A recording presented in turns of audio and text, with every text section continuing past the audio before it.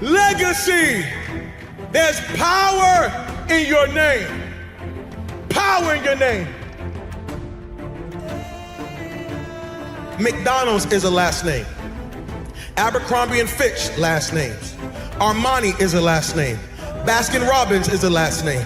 Chrysler is a last name. Fisher Price, Gucci, Hennessy, Harley Davidson, Hilton, Honda, Kohl's, Kraft Foods, Lowe's Movie Theater, Marriott is a last name. Maybach is a last name. Nordstrom is a last name. Pillsbury is a last name. Porsche is a last name. Procter & Gamble, 2 last names. Rolls Royce, Charles Rolls, Henry Royce, last names. Turner Broadcast System, Ted Turner, last name. Versace, last name. Wells Fargo, Henry Wells, William Fargo, last name. Walgreens, last name. Wrigley's, last name. Welch's Grape Juice, last name. Here you are, you think you're buying a product. You are not buying a product, you're buying a name. You think you're wearing a product. Hey, look at this product. No, you're saying, look at this family. And what you don't know is while you're making every family rich, you're making yourself broke. So you done went to one family called Wells Fargo and got $200,000 so you can go to another family called Rolls Royce so you can give them money to get yourself a car so you can go back to the hood and see the Joneses and say, look at what I got. Meanwhile, Wells Fargo, their family's sitting up being rich, and Harley Davidsons and Rolls Royce are being rich, and the Joneses are sitting there holding up people's stuff saying, look at what we did and we broke. What if I told you that your blessing is attached to your name?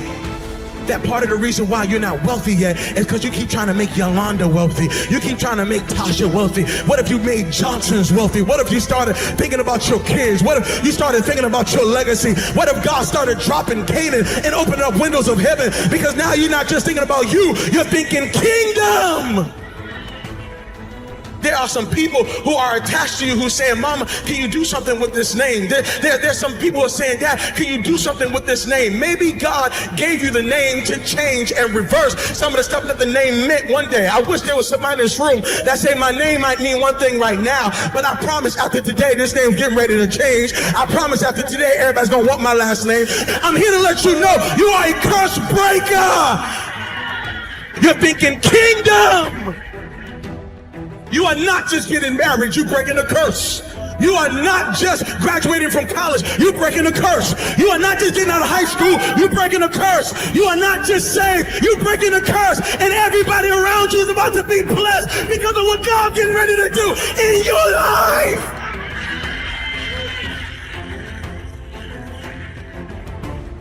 I don't know what my name meant before I got here, but I know what's gonna mean before I leave. You got a legacy. Power in your name. A legacy is something that is passed down. It is your mark. It is your footprint in the earth. It is your contribution to the world. Your legacy is something that is passed down. It is your mark. It is your footprint in the earth. It is your contribution to the world. I don't care about legacy. I'm single. I don't care about legacy. I don't have no kids. I don't care about legacy. My family never cared about me. I don't care about them. My life is my own. Why do I need to even think about legacy? Well, here's the thing I have to say to you. The thing you need to know is this. You are leaving a legacy whether you want to or not. Everybody in this room is going to leave a legacy. The question is, are you going to be intentional about the legacy you're leaving? Are you actually going to be intentional, or are you just going to let anything be passed down, anything be given to others on your behalf? Don't let it be so. It's like this past weekend, I went out to go preach. And when I went to go preach, I went into a city and I rented a car. When I went to the rental car, they said, go downstairs in the garage, you can grab any car. When I went down there were only 2 cars. There was one car that looked like it wouldn't make it past Monday. And then there was another car. So I went to this car, but when I got into the car smelled like cigarette smoke. And so I took off with the car because, I'm just like, hey, let me get out of here. And so I'm driving the car for a couple of days. When I bring the car back, drop off the keys, they say, hey, you have any problems with the car? I said, no problem with the car. They said, all right, cool. I leave, and they said, I looked on my email, and they billed me $350. How you gonna charge me I've never smoked a day in my life.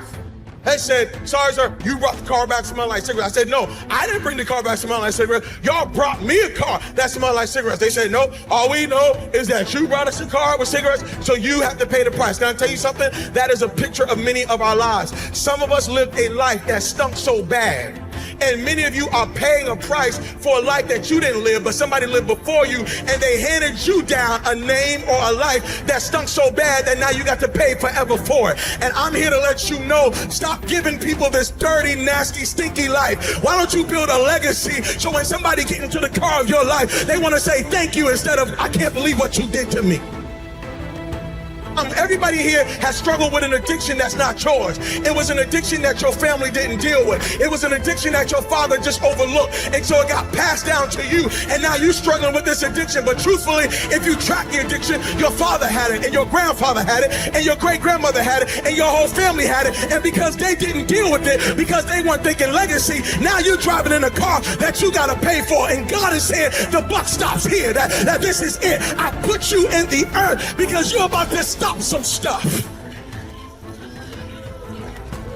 I know people who went to go buy a house. And when they went to go buy a house, they saw their credit report, and the credit score was so jacked up. And when they saw the report, they realized that mama had gave out their social security number to the whole family.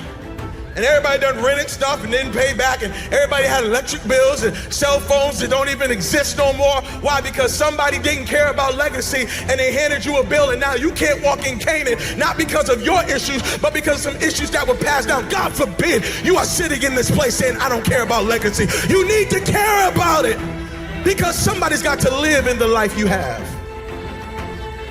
You are passing something down whether you want to or not.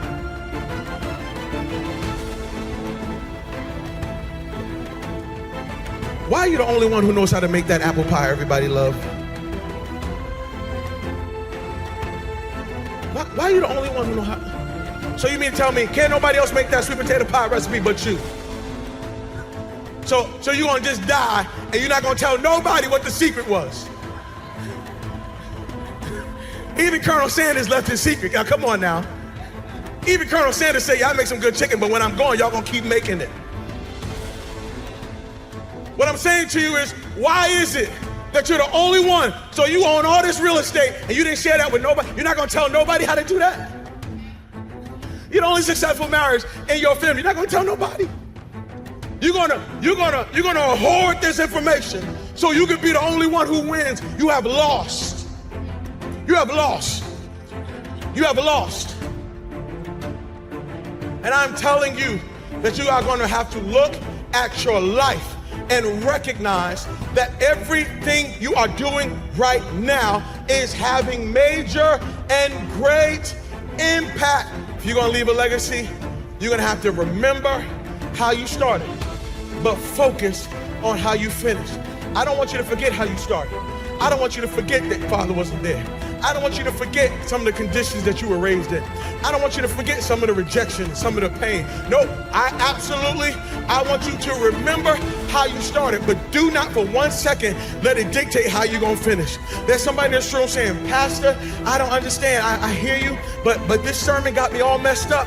I was feeling good. And then you done preached this sermon, and now I'm thinking about the 60 years of my life I've wasted. I'm thinking about the 60 years of hurt I caused. I'm thinking about the 60 years of stuff I did. I got some college student who's sitting here saying, Pastor, I wish I heard this word in my junior year in high school. I wish I heard this word in my sophomore year in high school, because I did some stuff as a sophomore that I'm still paying for now. I did some stuff as a senior that I'm still paying for now. Can I tell you something? Your yesterday may have been jacked up, but God knows how to take the old and make it new. I came to preach to somebody today and let you know your first 60 years was jacked up, but your next 60 days, God says, I will turn it into such impact. I will give it such greatness that you won't even remember some of the stuff that you jacked up. Legacy is built now, but experienced later. If you are going to leave a legacy, you got to start building now. I'm talking to college students, okay? Don't wait. Oh, when I graduate, in 4 years, I'm just going to live it up. And then when I graduate, I'm gonna be free. I'm gonna get serious about my life. Can I tell you something? I know 40-year-olds who are living under the consequence of things they did from 18 to 22. and they thought that when they left school that they left the issue, not realizing that the issue followed them all the way into their adulthood. I'm telling you that right now you are a builder. Right now you have to start building your life. Now you got to start building credit. Now you got to start building your finances. Now you got to think like a farmer. A farmer thinks sowing. I'm sowing seeds, realizing that I'm not going to reap this until later. Your last name is bigger than your first name. I don't care how you got your name, but you need to be living for your last name. Your first name is about you, but your last name is about us.